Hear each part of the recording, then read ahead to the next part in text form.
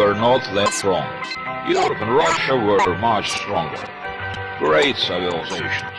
So we started to solve this problem by planning and provoking the First World War. While those idiots were killing each other, we were building up our country and our economy. And it doesn't really matter how many people were killed in that war. What is really important is that we were all right. And who cares about those 10 million deaths? After the World War I, we made Hitler's way into power in Germany. And then he started the World War II. And believe me, we made a lot of money out of this deal. We didn't interfere till the end of the war. We took our time and waited till all the young and strong would die, till most of their cities would be burned and destroyed. And then we appeared as the saviors of the European civilization, as the saviors of the world. It doesn't really matter that Hitler killed 50 million people. Shit happens, as you know. The main thing is that you're alright. Honestly, Hitler was our friend. My grandpa, Prescott Bush. Here, my grandpa. He was an anchor. He sponsored Hitler's right power, had always been destroying our culture. We did it to the Indians, we did it to the African nations, and we didn't really care. We had jazz, and we had blues, and they had war. Jazz and blues, and the war for the opposite sex smothered, isn't it? Grandpa once told me the story how he reached Pearl Harbor with his buddies. It was later when we managed to rewrite history. And now you're being taught in schools that the Japanese world started the war. But in fact just needed a reason, an excuse to get into war with Japan. Concerning 2,000 American soldiers who died in Pearl Harbor tragedy, yeah, they were our American soldiers. But what their lives are in comparison to billions of dollars profit that we had made, and the power we secured in the world.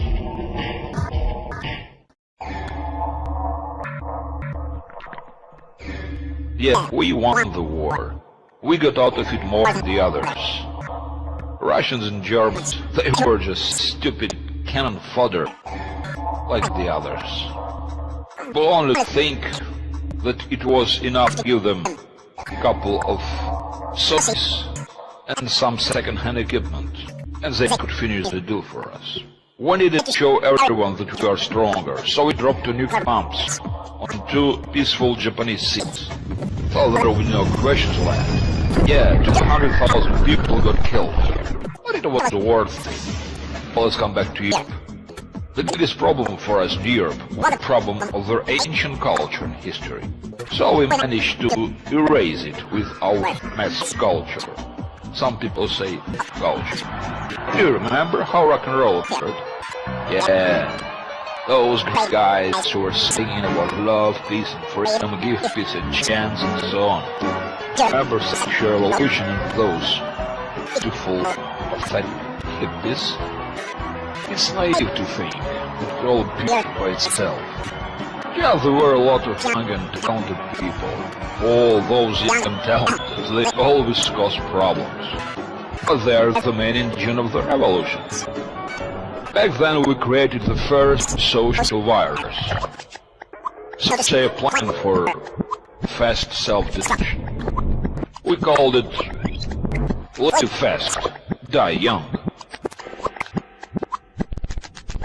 Made up a fairy tale about freedom and human rights. No, we didn't make it up. We used it. A fairy tale about democracy. What freedoms, what rights, what fucking democracy.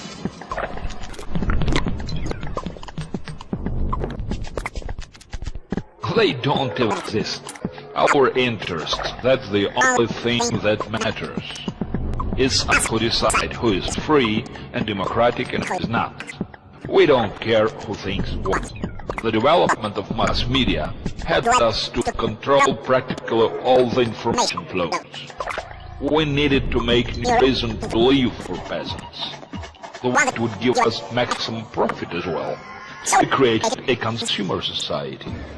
A society in which the chase after the absolute taste has become a meaning of life. A man gets bored, then goes to school, works, settles down, gets married, raises kids, gets old and dies. We control his actions on every life stage and in all life spheres. Mass culture is a culture of simple instincts and screwed up values. But this gave us an opportunity to control minds of people, to solve and destroy their lifestyles. Not only simple people, but nations as well. Big nations, for example Europeans and Russians, they don't want to have children more. They don't want to have families. They don't want to get married. Many don't give a shit where they come from, what is their history, and who is in charge in their own countries. Their cities are being crowded with immigrants, and those immigrants will soon chase them out with houses and territories. And so those countries will become like America, countries without history. Freedom, don't give me that shit. Freedom today is a choice between different kinds of soap and brand. People earn money, they spend it all. That happens through our accounts, our bank accounts. So there lies our income. The more we buy, the more we get. But let's come back to Russians. We forced them to get into the arms race. They couldn't win this race with their economy. It was just a red herring. But thanks to that, we could have more weapon deals. While they were building rockets, we were beating with gins, Coca-Cola, naked asses of our women. Man, we were frightening our people with the Soviet Union, and we were getting money to make weapons. Weapons that we used in Vietnam, for example, Afghanistan, Iraq. Many civilians were killed. So were our soldiers. But we were saying that it was a fight for freedom. Was it? They were dying, we were dancing. Those were the countries that Russians could come in with communism. But we enslaved those countries. They were very poor. We made them become our debtors, take credits for development. The money they had put into areas, it was useless to develop, and then threw the debt to the foe. They were starving, we were dancing. We were once to raise terrorists, and now we see the whole world with them. In fact, this network is our own network. The big art of terrorism is our specialization. Only idiots think that everything happens on its own. Any terror act is done by our orders. And human is an animal that is effectively guided with fear. Blow up something, call journalists, and the man is ready to do anything. So he won't get hurt. When we took over Russians, they became a high-class source of scientists who hated their motherland. Fools. We destroyed them. But what we had to do with all our country that was left? So we invaded Europe. So we invaded the former Russian republics. So we destroyed Yugoslavia. Under our instructions, decent people were killed. But we didn't care, because we don't care about anything. We don't care about those subhumans. They were dying, we were dancing. When we were through there, the question was raised. What to do next? So we needed a new enemy. And we came up with it. It cost us only 5,000 lives. Here he was, Osama bin Laden, our good family friend. We destroyed Twin Towers and got blank check on human rights violations. We can do whatever we want. We can put anyone behind bars. We can torture, kill, just the way it's happening in Guantanamo. And no one can nothing about that. Who cares that towers were destroyed by the soldiers? Who cares that there were no passenger Boeing crashing the Pentagon? Nobody. People are just stupid idiots that do whatever we want. We organized a series of overturns in the former USSR republics. With the financial help of our information technologies, we made these countries our colonies. We called it a fight for freedom. But as we all know, it doesn't look much like freedom. In Baltic states, hidden followers are in power. In Ukraine and Georgia, presidents do not give a damn to their people and follow our orders, killing opposition leaders and closing independent mass media. We need Georgia as a military base for Iran, and we need Ukraine to get closer to Russia. Their economy fully depends on us. In the countries we enslave, we destroy competitive businesses. Why not? Smart, isn't it? Democracy is juicy, everything else is just a play. It's big American show. As you can understand, step by step we learn how to make our technologies even better. Today we are professionals. Now it's election time in the United States. Candidates are jumping around. All you can see is Obama or McCain, McCain or Obama.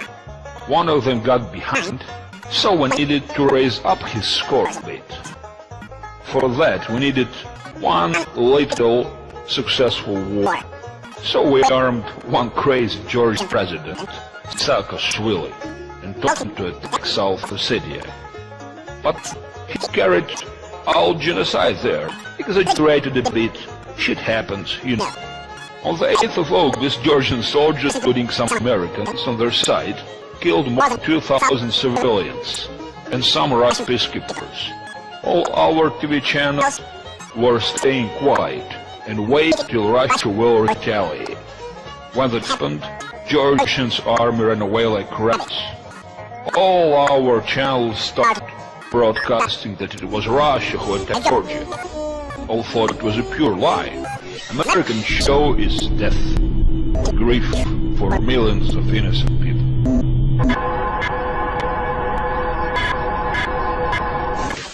McCain caught up with Obama in polls. Success.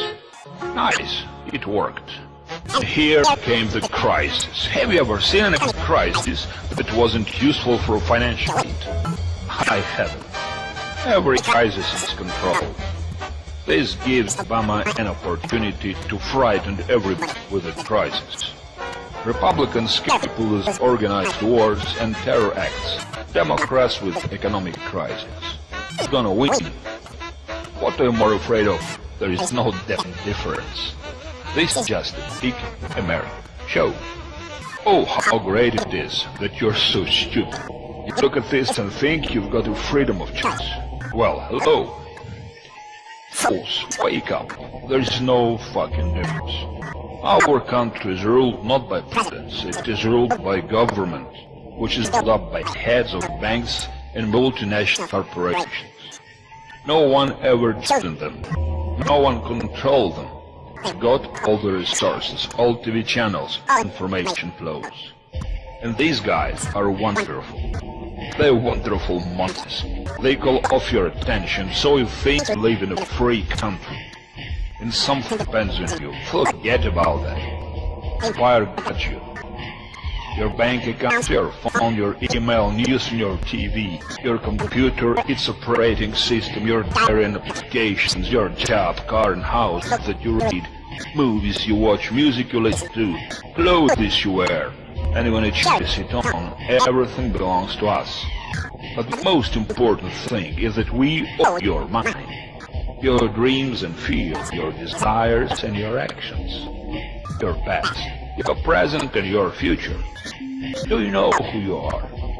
Or do you know what you are? You're just a simple battery, one out of millions of different sources of energy that supply our system. Are you interested where we are heading? Do you want to know what we really want? We've got one stage left. We need a total control over every single person on this planet. We need one world power. And we need one world peace.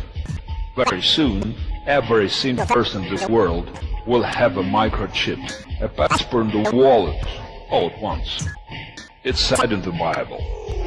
He called this all small, afraid, rich and poor, free and bond, to receive a mark in their right hand, or in the forehead, and that no man might buy or sell, save he that had the mark, or the name of the beast, or the number of his name. When that will happen, we will totally control all humanity. Our big is that you don't understand it, you damn ass.